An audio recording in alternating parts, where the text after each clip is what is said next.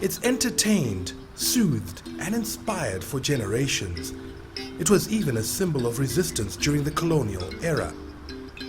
The unmistakable sound of the Mbira, once forced underground, is witnessing a mainstream resurgence. Quite a few schools are starting to teach Mbira, and for commercial reasons you're getting more and more Mbira being put onto CDs, on the internet. If you can go to a nightclub and listen to Mbira. Chimedza and others like him are riding the wave, fabricating and selling the instruments all over the world. It's probably one of the last melodic instruments that people have so-called discovered. And so the interest is very wide. I mean, in America, for example, they've been playing Mbira for probably 50 years. There's Mbira camps in Germany, in England, in France.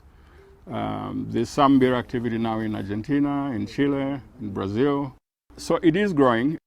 This one is very interesting because it's a derivative of a Thomas Bain's painting that was done, sketch or drawing, that was done I think in 1854 or 59.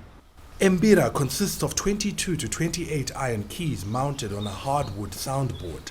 It's sometimes decorated with a calabash resonator, which not only amplifies the sound, but is also an adaptable canvas for art. You know, this is by Vindao, for example. That's a Venda Mbira.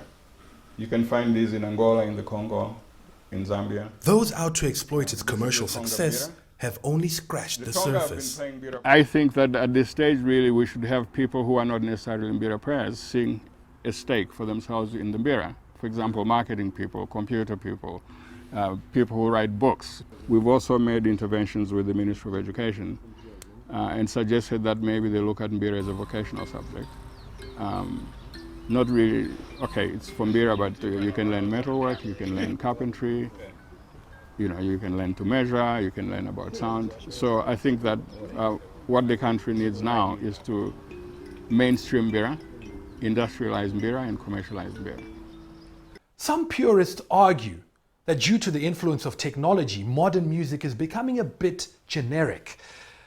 Musicians here, though, through this proudly and loudly Zimbabwean instrument, are creating their own distinctive sound, a sound that is influencing and capturing the imagination of a growing number of global listeners. From Zimbabwe to the rest of the world, I'm Farai Mwakutuya for CGTN at the Mbira Center in Harare, Zimbabwe.